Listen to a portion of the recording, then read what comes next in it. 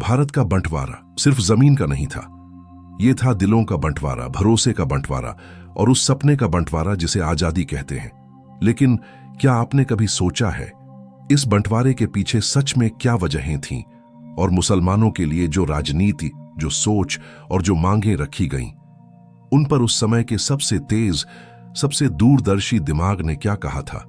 जी हां, हम बात कर रहे हैं डॉक्टर भीमराव अंबेडकर की, वो शख्स जिनकी कलम तलवार से भी ज्यादा तेज थी और जिनका दिमाग सियासत के हर खेल को आर पार देख सकता था। साल 1940 का दौर, पूरे देश में पाकिस्तान के नाम पर एक नई लहर उठ रही थी। मोहम्मद अली जिन्ना मुस्लिम लीग के साथ एक अलग राष्ट्र की मांग कर रहे थे। ये सिर्फ एक राजनीतिक मांग नहीं थी, ये थी एक कंप्लीट माइंडसेट की तस्वीर, एक सोच जो कह रही थी कि हिंदू और मुसलमान एक साथ रहकर नहीं चल सकते। लेकिन इसी दौर में डॉक्टर अंबेडकर ने एक ऐसी किताब लिखी जिसने सिर्फ इतिहास के पन्नों को नहीं बल्कि लोगों के दिमागों को भी हिला दिया।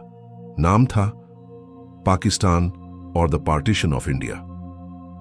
इस किताब में अंबेडकर ने मुसलमानों के इतिहास, उनकी राजनीति और उनके भारत में भविष्य के बारे में खुलकर लिखा।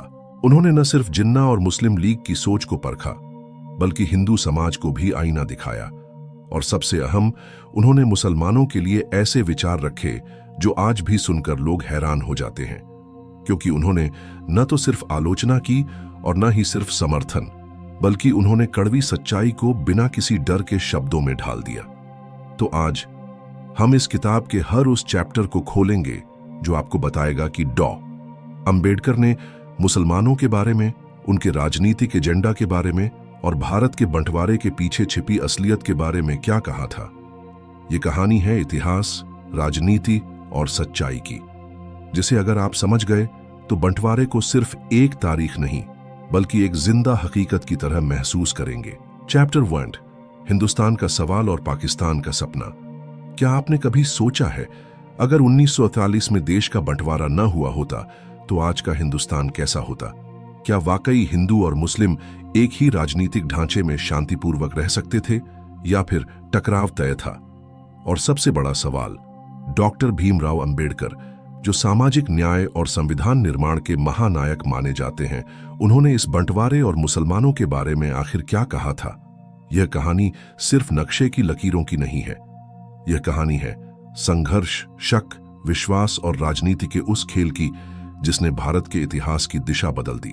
डॉक्टर अंबेडकर की किताब पाकिस्तान और द पार्टीशन ऑफ इंडिया इस बहस को ऐसे सर्जिकल प्रिसीजन से काटती है जैसे कोई सच्चाई की तह तक उतर रहा हो, न किसी के डर से, न किसी दबाव में। आजादी से पहले का माहौल, 1940 का दशक। भारत आजादी के दरवाजे पर खड़ा था, लेकिन उस दरवाजे की चाबी दो हाथों में थी। एक हाथ में कांग्रेस, जो एकजुट भारत का सपना देख रही थी। दूसरे हाथ में मुस्लिम लीग, जो दो कौम थ्योरी को अपनी जान मानती थी, यानी हिंदू और मुस्लिम दो अलग अलग राष्ट्र हैं और एक ही देश में नहीं रह सकते। यहीं पर आते हैं डॉक्टर अंबेडकर। उन्होंने न कांग्रेस का अंधा समर्थन किया, न मुस्लिम लीग की बातों में बह गए। उनका मकसद साफ था, भारत के भविष्य को भावनाओं के बजाय तथ्यों और इतिहास के आधार पर समझना। अंबेडकर का शुरुआती सवाल। अंबेडकर कहते हैं, सवाल यह नहीं है कि पाकिस्तान बनना चाहिए या नहीं, सवाल यह है कि क्या हिंदू और मुसलमान एक राष्ट्र के रूप में एक ही सरकार के तहत एक साथ रह सकते हैं। उन्होंने साफ शब्दों में कहा, भारत में हिंदू और मुस्लिम के बीच का फर्क सिर्फ धर्म का नहीं है, बल्कि उनकी सामाजिक आदतों, रीति रिवाजों, खान पान, पहनावे और यहां तक कि सोचने समझने के तरीके तक में गहरी खाई है। इतिहास की गवाही। अंबेडकर इतिहास की किताबें खोलकर बताते हैं कि मुस्लिम शासन के 600 सालों में हिंदुओं और मुसलमानों का मेलजोल सीमित रहा। ज्यादातर समय दोनों समुदाय अलग अलग रहते, अलग कानून, अलग परंपराएं, अलग सामाजिक ढांचे में। कई बार धार्मिक टकराव भी हुआ, जिसने दोनों के बीच अविश्वास को और गहरा कर दिया। वो कहते हैं, अगर 600 साल में यह खाई नहीं पटी तो एक लोकतांत्रिक सरकार में अचानक यह कैसे भर जाएगी। मुसलमानों के लिए उनकी स्पष्ट राय अंबेडकर का सबसे विवादित लेकिन ईमानदार बयान यहीं आता है। वो कहते हैं, मुसलमान सिर्फ एक धार्मिक समुदाय नहीं है, बल्कि एक राजनीतिक इकाई भी है। उनकी निष्ठा सिर्फ भौगोलिक भारत तक सीमित नहीं, बल्कि पूरी इस्लामी उम्मत, मुस्लिम उम्माह तक फैली हुई है। इसलिए उनकी राजनीतिक मांगें भी अलग हैं, जो बहुसंख्यक हिंदुओं के साथ टकरा सकती हैं। हिंदू मुस्लिम एकता का मिथक अंबेडकर मानते थे कि यह सोचना कि सिर्फ आजादी के बाद एकता आ जाएगी एक खतरनाक भ्रम है। उनका तर्क था, 1, दोनों की सांस्कृतिक जड़ें अलग हैं। 2, धार्मिक कानून, शरीयत बनाम हिंदू लॉ में मूलभूत फर्क है। 3, शिक्षा, भाषा और सामाजिक रीति रिवाज अलग हैं। वो साफ कहते हैं, पॉलिटिकल यूनिटी बिना सोशल यूनिटी के कभी स्थायी नहीं हो सकती। पाकिस्तान के पक्ष और विपक्ष अंबेडकर पाकिस्तान के खिलाफ नहीं थे, लेकिन आंख मूंद कर समर्थन भी नहीं करते थे। उन्होंने कहा, अगर पाकिस्तान बनता है तो भारत को सुरक्षा चुनौतियां बढ़ेंगी, सीमाओं पर सैन्य खर्च बहुत बढ़ जाएगा, विभाजन के बाद शरणार्थी संकट आ सकता है। लेकिन साथ ही वो ये भी मानते थे, अगर पाकिस्तान न बना तो मुस्लिम लीग हमेशा राजनीति में ब्लैकमेल की ताकत बनाए रखेगी। केंद्र सरकार कमजोर होगी क्योंकि उसे लगातार सांप्रदायिक समझौते करने पड़ेंगे। उनका निष्कर्ष, अंबेडकर का नजरिया बेहद प्रैक्टिकल था। वो कहते हैं, अगर साथ रहना मजबूरी बन जाए तो यह संघर्ष की जड़ होगा, लेकिन अगर अलग अलग होकर दोस्ती बनाई जाए तो यह ज्यादा स्थायी शांति दे सकता है। अंबेडकर इस किताब के पहले ही अध्याय में हमें एक कड़वा लेकिन जरूरी सच दिखा देते हैं कि हिंदू मुस्लिम एकता सिर्फ नारे से नहीं आएगी, उसे बनाने के लिए गहरे सामाजिक बदलाव चाहिए। और जब तक यह बदलाव नहीं आते, राजनीतिक मजबूरी में साथ रहना अस्थिरता को जन्म देगा। चैप्टर 2, हिंदू मुस्लिम एकता का भ्रम, अंबेडकर की नजर में सच्चाई। दोस्तों, अब जरा उस सोच पर चलते हैं जो हमें स्कूल की किताबों से लेकर कई नेताओं के भाषणों तक में सुनाई गई। हिंदू और मुसलमान तो हमेशा भाई भाई थे, लेकिन अंग्रेजों ने हमें बांट दिया। ये लाइन सुनने में कितनी प्यारी लगती है ना? लेकिन अंबेडकर का मानना था कि इस कथन के पीछे एक बहुत बड़ा झूठ छुपा है। अंबेडकर साफ कहते हैं कि हिंदू मुस्लिम एकता सिर्फ एक रोमांटिक कल्पना है जिसे राजनीतिक फायदे के लिए फैलाया गया, जबकि जमीनी हकीकत बिल्कुल उलट थी। उनके मुताबिक दोनों समुदायों के बीच सांस्कृतिक, सामाजिक और धार्मिक फर्क इतने गहरे थे कि एकता सिर्फ नारों में थी, असल जिंदगी में नहीं। 1, दो अलग सभ्यताएं, दो अलग सोच। अंबेडकर बताते हैं कि हिंदू और मुसलमान सिर्फ धर्म में अलग नहीं थे, बल्कि पूरी सोच और जीवन शैली में भी अलग थे। हिंदू समाज जातियों में बांटा था, जबकि मुसलमानों के लिए उम्माह, एक वैश्विक मुस्लिम समुदाय का विचार सर्वोपरि था। हिंदू संस्कृति में पूजा, मूर्तियों और तीर्थ यात्रा का महत्व था, वहीं मुसलमान एकेश्वरवाद और मूर्ति भंजन के सिद्धांत को मानते थे। खानपान से लेकर कपड़ों और त्योहारों तक हर चीज में दोनों की परंपराएं अलग अलग थीं।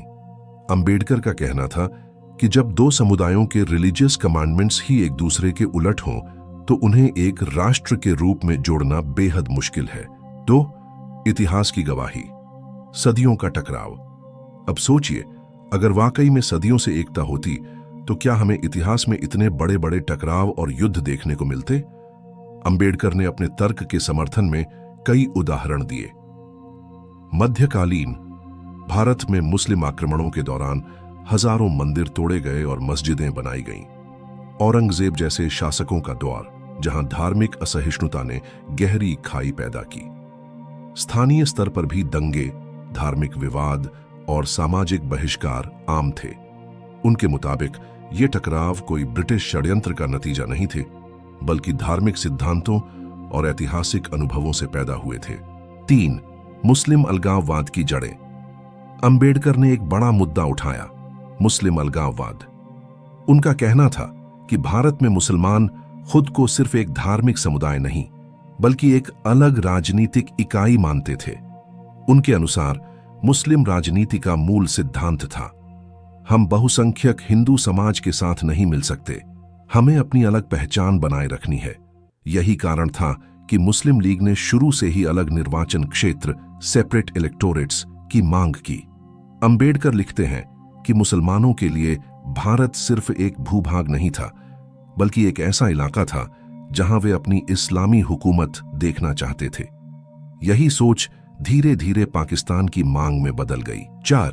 कांग्रेस की झूठी एकता की राजनीति। अंबेडकर ने कांग्रेस पार्टी पर भी सीधा हमला किया। उनके मुताबिक कांग्रेस ने हिंदू मुस्लिम एकता का नारा सिर्फ अपने राजनीतिक एजेंडे के लिए इस्तेमाल किया। उन्होंने मुस्लिम लीग के कट्टर रुख को नजरअंदाज किया। वे मानते थे कि कांग्रेस ने मुसलमानों के कट्टर राजनीतिक रुख पर खुलकर बहस करने के बजाय उन्हें मनाने और खुश करने की कोशिश की, जिससे समस्या और बढ़ी। अंबेडकर का तर्क था कि असली एकता तभी हो सकती है जब दोनों समुदाय अपने धार्मिक और राजनीतिक मतभेदों पर खुलकर चर्चा करें, न कि उन्हें कालीन के नीचे दबा दें। 5. अंग्रेजों ने बांटा। एक अधूरी कहानी। अब यहां आता है वो बड़ा झटका। अंबेडकर मानते थे कि अंग्रेजों ने फूट डालो और राज करो की नीति अपनाई, लेकिन हिंदू मुस्लिम मतभेद पहले से मौजूद थे। उन्होंने कहा, ब्रिटिश सिर्फ उसी चीज का फायदा उठा सकते थे जो पहले से मौजूद हो। अगर हिंदू और मुसलमान एक दूसरे पर भरोसा करते तो अंग्रेजों की चाल कभी कामयाब नहीं होती।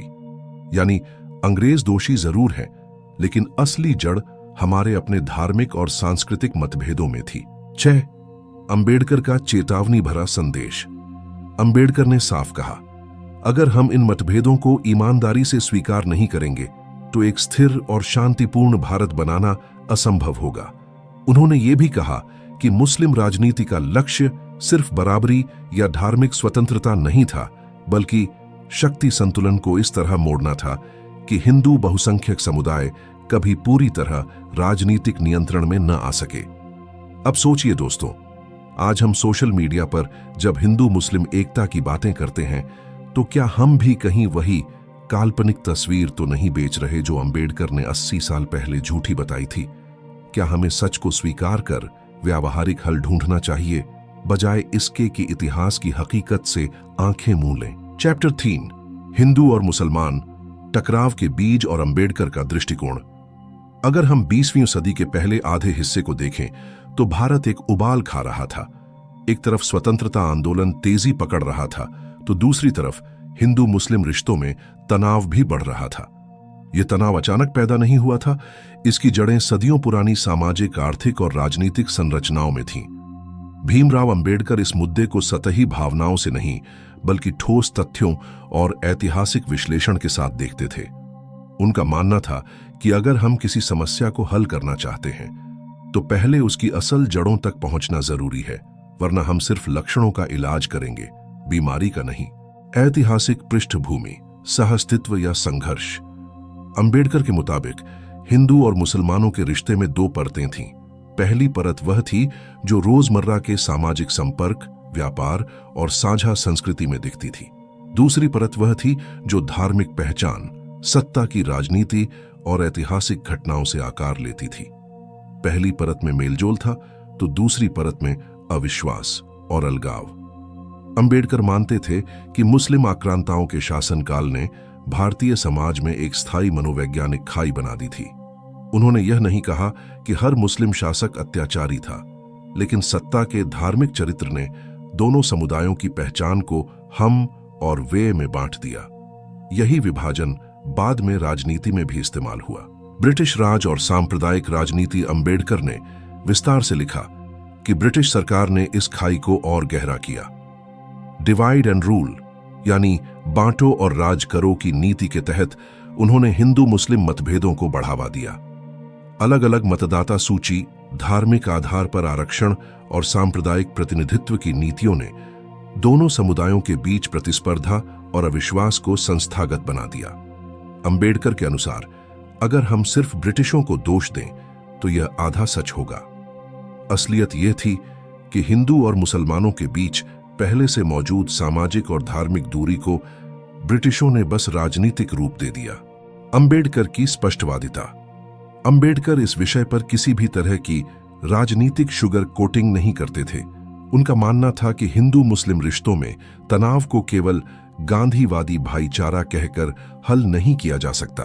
उनके अनुसार जब 2 समुदायों की जीवन शैली, सामाजिक नियम और धार्मिक प्राथमिकताएं मूल रूप से अलग हों तो यह मान लेना कि वे स्वतः एक हो जाएंगे, एक रोमांटिक भ्रम है।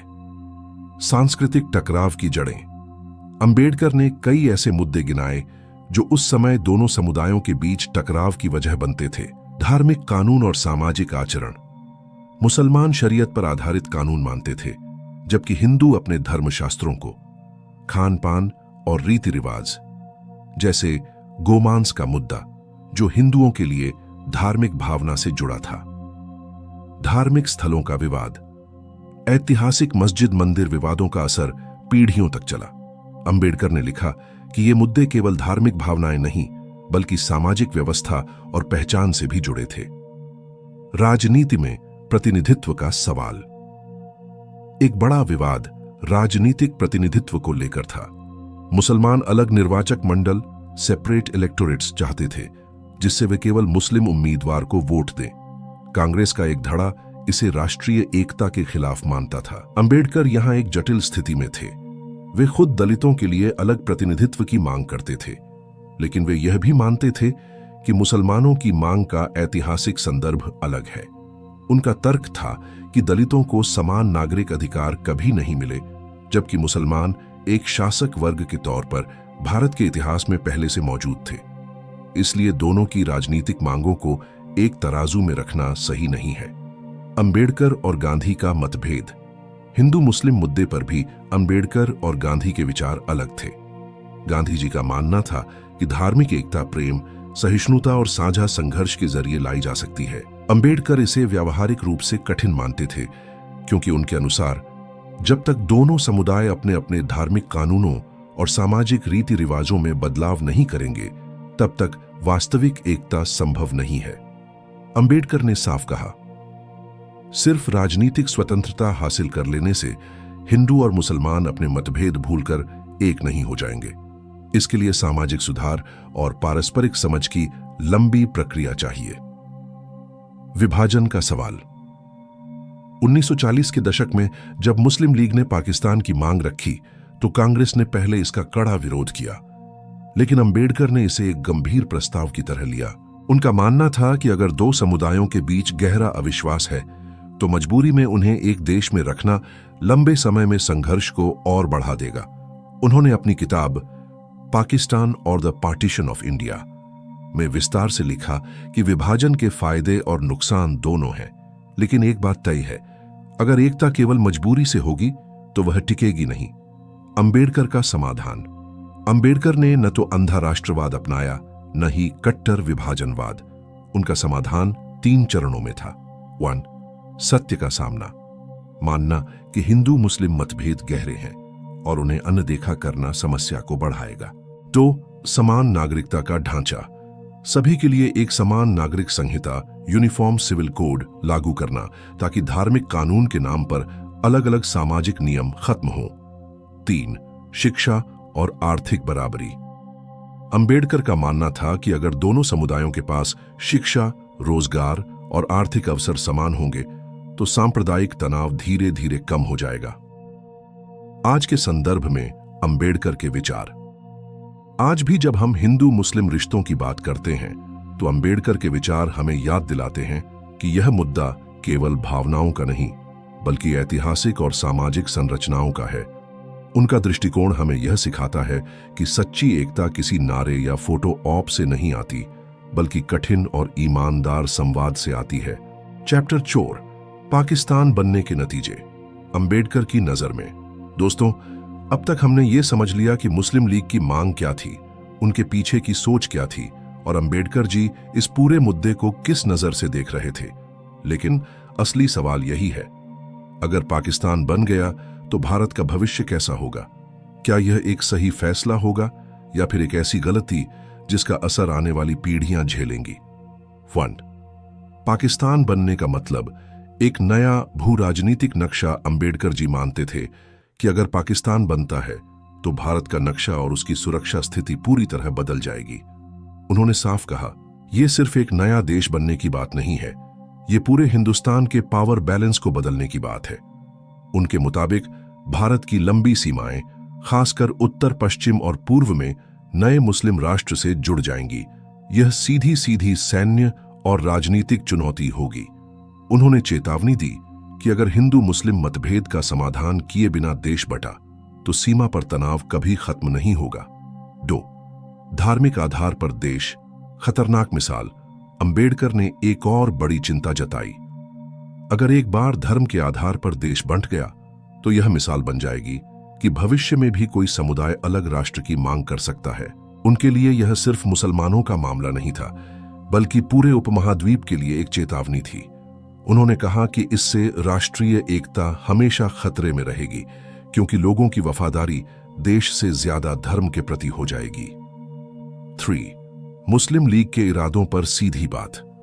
अंबेडकर ने खुलकर कहा कि मुस्लिम लीग की असली मंशा सिर्फ अलग देश पाना नहीं थी, बल्कि पूरे हिंदुस्तान में राजनीतिक दबाव बनाए रखना थी।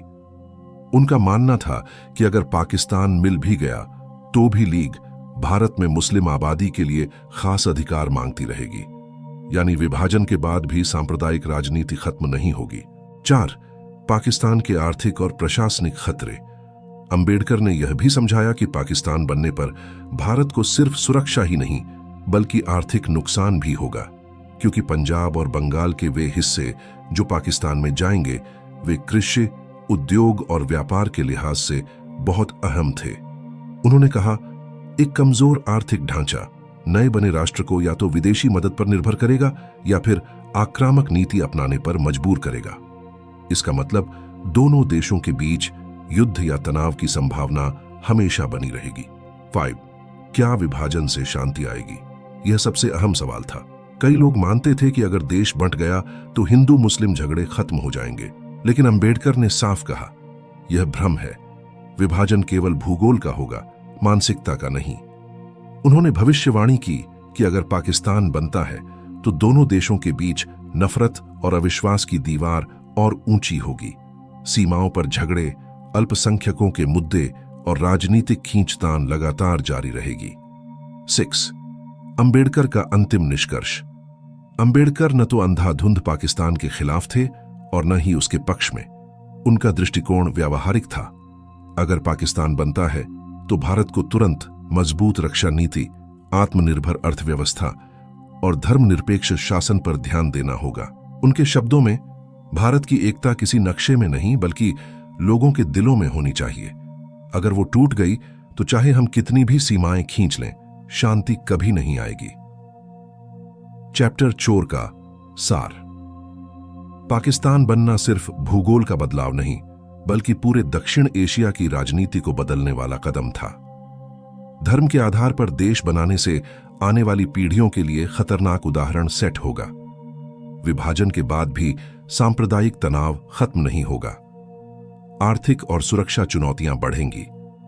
असली समाधान लोगों की सोच बदलने और एकता को दिलों में बसाने से ही होगा। चैप्टर 5, भारत का विभाजन और डॉ. अंबेडकर का अंतिम दृष्टिकोण। दोस्तों, जैसे जैसे किताब पाकिस्तान और द पार्टीशन ऑफ इंडिया अपने आखिरी पड़ाव की ओर बढ़ती है, डॉ. भीमराव अंबेडकर का विश्लेषण और भी गहरा और कई बार चुभता हुआ हो जाता है। ये वो हिस्सा है जहां वे न सिर्फ इतिहास और राजनीति का विश्लेषण करते हैं बल्कि आने वाले भारत के लिए चेतावनी भी देते हैं। वो कहते हैं, पार्टीशन सिर्फ जमीन का बंटवारा नहीं बल्कि दिलों का भी बंटवारा है, और यह बंटवारा अगर एक बार हो गया तो सदियों तक उसके असर मिटाना मुश्किल होगा। 1. पाकिस्तान का जन्म, जमीन के टुकड़े या मानसिक दीवारें। अंबेडकर साफ लिखते हैं कि अगर पाकिस्तान बनता है तो यह सिर्फ नक्शे पर एक नई लाइन खींचने का मामला नहीं होगा। असली खतरा उस मानसिकता से है जो इस लाइन के दोनों तरफ पनपेगी। वो कहते हैं, मुस्लिम लीग सिर्फ अलग देश नहीं चाहती, वो एक ऐसी विचारधारा चाहती है जिसमें हिंदू और मुसलमान हमेशा दो अलग कौम रहे। अंबेडकर मानते हैं कि भले ही विभाजन को रोकने के लिए नेताओं ने तमाम कोशिशें की, लेकिन मुस्लिम लीग का मन पहले ही तय था, और अगर हम जबरदस्ती उन्हें भारत में रखते भी तो अंदरूनी तनाव कभी खत्म नहीं होता। दोस्त, विभाजन के फायदे। एक कड़वा सच। अब यहां अंबेडकर का नजरिया थोड़ा चौंकाने वाला है। वो लिखते हैं कि अगर पाकिस्तान बन भी जाए तो एक फायदा ये होगा कि भारत के भीतर मुस्लिम राजनीति का दबाव कम हो जाएगा। उनका कहना था कि आज अगर 25% मुस्लिम आबादी पूरे भारत में फैली है तो उनकी राजनीतिक मांगें और वोट बैंक की राजनीति हर जगह असर डालती है। लेकिन पाकिस्तान बनने के बाद भारत में मुस्लिम आबादी का अनुपात घटेगा और हिंदू समाज को एक स्थिर राजनीतिक माहौल मिल सकता है। यानी अंबेडकर इस संभावना को भी देखते हैं कि बंटवारे के बाद भारत आंतरिक तौर पर मजबूत हो सकता है, हालांकि यह ताकत एक भारी कीमत पर आएगी। 3. हिंदू मुस्लिम रिश्तों की असली जड़ अंबेडकर बार बार एक बात दोहराते हैं। Hindus and Muslims are not merely two communities, they are two distinct nations. उनके मुताबिक ये फर्क सिर्फ धर्म का नहीं बल्कि सोच, संस्कृति और इतिहास का है। हिंदू समाज हजारों साल की जाति व्यवस्था के बावजूद एक ही धार्मिक और सांस्कृतिक ढांचे में जीता आया। मुस्लिम समाज की पहचान उसकी अलग धार्मिक निष्ठा, शरीयत आधारित कानून और पैन इस्लामिक सोच से बनी। अंबेडकर मानते हैं कि इन दोनों को एक ही संविधान, एक ही राजनीतिक ढांचे में समेटना आसान नहीं होगा, जब तक दोनों तरफ से गहरी समझौते की भावना न हो, जो उस समय नजर नहीं आ रही थी। 4. विभाजन के बाद का भारत, अंबेडकर की चेतावनी। यहां अंबेडकर बेहद गंभीर हो जाते हैं। वो कहते हैं, अगर पाकिस्तान बन गया तो उसकी सबसे बड़ी चुनौती भारत के लिए सीमा पर नहीं बल्कि भारत के अंदर होगी। वो 3 बड़े खतरे गिनाते हैं। 1. भारत में बची मुस्लिम आबादी की निष्ठा का सवाल। अंबेडकर मानते हैं कि पाकिस्तान बनने के बाद भी भारत में करोड़ों मुसलमान रहेंगे। सवाल ये होगा, उनकी निष्ठा भारत के साथ होगी या पाकिस्तान के साथ। वो चेतावनी देते हैं कि अगर भारत इस सवाल को नजरअंदाज करेगा तो आने वाले दशकों में यही अंदरूनी संघर्ष का कारण बन सकता है। 2. कश्मीर और सीमा विवाद। अंबेडकर ने पहले ही अंदाजा लगा लिया था कि सीमा विवाद, खासकर जम्मू कश्मीर में, दोनों देशों के बीच लगातार तनाव का कारण बनेगा। 3. आर्थिक और सामरिक दबाव। विभाजन के बाद भारत को न सिर्फ अपने रक्षा खर्च को दोगुना करना पड़ेगा बल्कि नदियों, व्यापार मार्गों और संसाधनों के बंटवारे पर भी संघर्ष होगा। 5. मुस्लिम लीग और भविष्य की राजनीति। अंबेडकर लिखते हैं कि पाकिस्तान बनने के बाद भी मुस्लिम लीग का असर खत्म नहीं होगा, बल्कि पाकिस्तान वहां एक हिंदू इंडिया का खौफ दिखाकर अपनी राजनीति चलाएगा और भारत के मुसलमानों को अपने पक्ष में करने की कोशिश करेगा। उनका साफ कहना था, Pakistan will never be satisfied, it will always demand more. यानी विभाजन एक अंत नहीं बल्कि एक लंबी और कठिन यात्रा की शुरुआत होगी। 6. अंबेडकर का अंतिम समाधान। अंबेडकर 2 रास्ते सुझाते हैं। अगर पाकिस्तान बनना ही है तो भारत को अपने संविधान और राष्ट्रीय पहचान को इतना मजबूत बनाना होगा कि कोई भी आंतरिक अस्थिरता पैदा न कर सके। अगर पाकिस्तान बनने से रोका जा सकता है तो दोनों समुदायों के बीच इक्वल पार्टनरशिप का एक स्पष्ट फार्मूला बनाना होगा, जिसमें न किसी को डर हो और न किसी को वर्चस्व का लालच। लेकिन उनका मन ये मान चुका था कि हालात उस मुकाम पर पहुंच गए हैं जहां विभाजन लगभग तय है। 7. अंतिम संदेश। इतिहास से सबक। अंबेडकर का आखिरी संदेश बेहद मार्मिक है। A safe India is better than a United India. यानी अगर एकता की कीमत असुरक्षा और लगातार संघर्ष है तो बेहतर है कि हम सुरक्षित सीमाओं के भीतर मजबूत होकर खड़े हों। उनके शब्द आज भी गूंजते हैं। भारत का भविष्य इस पर निर्भर करेगा कि हम अपने अंदरूनी मतभेदों को कैसे संभालते हैं। पाकिस्तान एक देश होगा, लेकिन अगर हम सावधान नहीं रहे तो पाकिस्तान के बीज भारत के अंदर भी बोए जा सकते हैं। चैप्टर 6। पाकिस्तान बनने के बाद भारत में मुसलमानों की स्थिति और अंबेडकर जी के सुझाव। जब पाकिस्तान की मांग तेज हो चुकी थी और यह लगभग तय दिखने लगा था कि देश का बंटवारा होगा, तो डॉ. भीमराव अंबेडकर जी के सामने एक और गंभीर सवाल खड़ा हो गया। अगर पाकिस्तान बन भी गया तो भारत में जो मुसलमान रह जाएंगे उनका क्या होगा? यह सवाल सिर्फ राजनीतिक नहीं था बल्कि सामाजिक, धार्मिक और सांस्कृतिक संतुलन से जुड़ा था। अंबेडकर जी ने इस पर बड़ी गहराई से विचार किया और साफ कहा, पाकिस्तान बनना केवल सीमाओं का बंटवारा नहीं होगा, बल्कि यह दोनों देशों के बीच सोच, निष्ठा और भविष्य की दिशा का भी बंटवारा होगा। फिक्स। अंबेडकर जी का साफ दृष्टिकोण। अंबेडकर जी का मानना था कि अगर भारत में बड़ी संख्या में मुसलमान रहेंगे तो उनकी निष्ठा का सवाल बार बार उठेगा। उनके मुताबिक मुसलमान चाहे भारतीय नागरिक बने रहें, लेकिन उनका सांस्कृतिक और धार्मिक जुड़ाव पाकिस्तान से रहेगा। यह स्थिति भारत की राष्ट्रीय एकता के लिए हमेशा एक खतरा पैदा कर सकती है। उन्होंने साफ शब्दों में लिखा, जब एक समुदाय का धार्मिक और राजनीतिक नेतृत्व बाहर के देश में बैठा हो तो वह समुदाय अपने देश के प्रति पूरी तरह वफादार नहीं रह सकता। 2. सिटीजनशिप और लॉयल्टी का सवाल। अंबेडकर जी ने कहा कि भारत को इस स्थिति में बहुत स्पष्ट नीति अपनानी होगी। 1. दोहरी निष्ठा की अनुमति नहीं हो सकती। अगर कोई भारत में रहना चाहता है तो उसे भारत के संविधान और राष्ट्रीयता के प्रति पूर्ण निष्ठा की शपथ लेनी होगी। 2. नागरिकता एक शर्त के साथ मिले। पाकिस्तान बनने के बाद जो मुसलमान भारत में रहना चाहें, उन्हें यह लिखित में देना चाहिए कि वे पाकिस्तान की राजनीति या धार्मिक नेतृत्व में दखल नहीं देंगे। वे केवल भारतीय कानूनों और संसद को मानेंगे। 3. मुसलमानों के विशेष अधिकारों पर अंबेडकर जी की चेतावनी।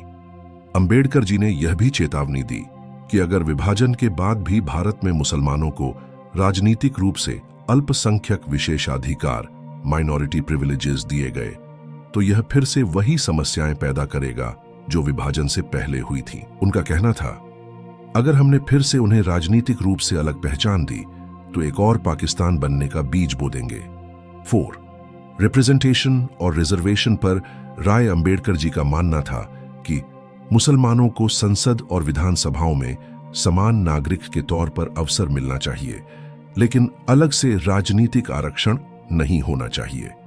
उन्हें शिक्षा, नौकरियों और व्यापार में समान प्रतिस्पर्धा का मौका दिया जाए, लेकिन धर्म के आधार पर राजनीतिक सौदेबाजी नहीं होनी चाहिए। उनके मुताबिक अगर पाकिस्तान के निर्माण के बाद भी भारत में मुस्लिम राजनीति उसी रूप में जारी रही तो यह भारत के लिए हमेशा अस्थिरता का कारण बनेगा। 5. सीमा पार सांस्कृतिक और राजनीतिक जुड़ाव का खतरा। अंबेडकर जी ने यह भी लिखा कि भारत में रहने वाले मुसलमानों का पाकिस्तान से धार्मिक और पारिवारिक जुड़ाव बना रहेगा। इस जुड़ाव का इस्तेमाल भविष्य में विदेशी ताकतें भारत के खिलाफ कर सकती हैं। इसलिए भारत को ऐसे कानून बनाने होंगे जो विदेशी राजनीतिक प्रभाव को सीमित करें। उन्होंने कहा, हम भावनाओं के सहारे राष्ट्र नहीं चला सकते। हमें वास्तविकता को पहचानकर ठोस नीतियां बनानी होंगी। 6. अंबेडकर जी के व्यावहारिक सुझाव। अंबेडकर जी ने इस समस्या से निपटने के लिए कुछ स्पष्ट सुझाव दिए। 1. कानूनी शपथ, ओथ ऑफ एलिजेंस। हर मुस्लिम जो भारत में रहना चाहे उसे संसद के सामने यह शपथ लेनी होगी कि वह भारत के प्रति पूर्ण निष्ठा रखेगा। 2. पॉलिटिकल सेफगार्ड्स हटाना। अलग से चुनावी प्रतिनिधित्व, सेपरेट इलेक्टोरेट्स पूरी तरह खत्म हो। किसी भी राजनीतिक दल को धार्मिक आधार पर चुनाव प्रचार करने की अनुमति न हो। 3. एक समान नागरिक संहिता, यूनिफॉर्म सिविल कोड। सभी नागरिकों के लिए एक समान कानून लागू हो, चाहे वे किसी भी धर्म के हों। धर्म के नाम पर अलग पर्सनल लॉ न हो, क्योंकि यह राष्ट्रीय एकता को कमजोर करता है। 7. राष्ट्रहित बनाम अल्पसंख्यक राजनीति। अंबेडकर जी ने साफ कहा कि राष्ट्रहित को व्यक्तिगत या धार्मिक हितों से ऊपर रखना होगा। उनके शब्दों में, अगर आप किसी देश में रहना चाहते हैं तो आपको उस देश के नियम, संस्कृति और संविधान को पूरी निष्ठा से मानना होगा। उन्होंने यह भी कहा कि भारत को धर्मनिरपेक्ष, सेक्युलर रहना चाहिए, लेकिन धर्मनिरपेक्षता का मतलब यह नहीं कि हम राष्ट्र की सुरक्षा और एकता के मुद्दों पर आंख बंद कर लें। 8. आज के समय में अंबेडकर जी के विचारों की प्रासंगिकता। अगर हम आज के दौर को देखें तो अंबेडकर जी की बातें कहीं ज्यादा प्रासंगिक लगती हैं। आज भी भारत में दोहरी निष्ठा, ड्यूअल लॉयल्टी का मुद्दा बार बार चर्चा में आता है। धार्मिक पहचान और राजनीतिक एजेंडा का मिश्रण कई बार राष्ट्रीय एकता के लिए चुनौती बनता है। अंबेडकर जी के विचार हमें याद दिलाते हैं कि राष्ट्र निर्माण केवल भावनाओं से नहीं बल्कि ठोस नीतियों और स्पष्ट दृष्टिकोण से होता है। इस अध्याय का सार डॉ. भीमराव अंबेडकर जी ने पाकिस्तान बनने के बाद भारत में मुसलमानों की स्थिति को लेकर बेहद स्पष्ट, निडर और व्यावहारिक सुझाव दिए। उन्होंने कहा कि दोहरी निष्ठा की अनुमति नहीं होनी चाहिए, अलग राजनीतिक पहचान खत्म होनी चाहिए, समान नागरिक संहिता लागू होनी चाहिए, राष्ट्रहित सर्वोपरि होना चाहिए। निष्कर्ष और समापन। दोस्तों, पाकिस्तान और द पार्टीशन ऑफ इंडिया में डॉक्टर भीमराव अंबेडकर जी ने सिर्फ एक ऐतिहासिक घटना का विश्लेषण नहीं किया, बल्कि इस सब के पीछे की मानसिकता, सामाजिक संरचना और राजनीति को गहराई से समझाया। उन्होंने स्पष्ट किया कि हिंदू मुस्लिम विवाद केवल सत्ता या जमीन का झगड़ा नहीं था, बल्कि यह दो अलग अलग सोच, संस्कृति और जीवन शैली का टकराव था। अंबेडकर जी का मानना था कि अगर इन दोनों समुदायों की सोच और लक्ष्य में इतना बड़ा अंतर है, तो केवल साथ रहने की मजबूरी से शांति नहीं आ सकती। उन्होंने मुस्लिम समाज की अलग राजनीतिक आकांक्षाओं, शरीयत आधारित कानून की चाह और सामूहिक पहचान को ध्यान में रखते हुए साफ कहा कि अलग राष्ट्र की मांग को केवल भावनात्मक नारों से रोका नहीं जा सकता। उनका सबसे बड़ा योगदान यह था कि उन्होंने इस विषय पर बिना किसी पक्षपात के दोनों पक्षों की कमजोरियों और ताकतों को उजागर किया। उन्होंने हिंदुओं से यह कहा कि मुस्लिम समाज की अलग पहचान को नजरअंदाज करना एक ऐतिहासिक भूल होगी, और मुसलमानों से यह कहा कि हिंदुओं को मात्र बहुसंख्यक होने के कारण खतरा मानना गलत है। अंबेडकर जी का यह दृष्टिकोण हमें यह सिखाता है कि किसी भी समाज में स्थायी शांति केवल सच्चाई को स्वीकार करने और यथार्थ के आधार पर समाधान खोजने से ही आ सकती है, न कि दिखावटी एकता या राजनीतिक मजबूरियों से। आज जब हम इतिहास को पीछे मुड़कर देखते हैं, तो हमें यह एहसास होता है कि अगर उनके सुझावों को गंभीरता से लिया जाता, तो शायद विभाजन की पीड़ा और उससे जुड़ा खून खराबा कम हो सकता था। लेकिन जैसा कि वे कहते थे, इतिहास से सीखने वाले ही भविष्य को बेहतर बना सकते हैं। तो दोस्तों, यह किताब केवल अतीत की कहानी नहीं, बल्कि वर्तमान और भविष्य के लिए एक चेतावनी है। अगर हम आज भी समाज में मौजूद दरारों को समझकर उन्हें सही तरीके से भरने की कोशिश न करें, तो वही गलतियां हम दोहराने में वक्त नहीं लगेगा।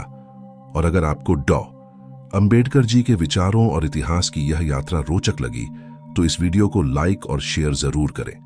ऐसे ही गहन और विचारोत्तेजक विषयों के लिए रीथिंक चैनल को सब्सक्राइब करना न भूलें। और हाँ, अगर आप इस किताब को विस्तार से पढ़ना चाहते हैं, तो डिस्क्रिप्शन में दिए गए लिंक से ले सकते हैं।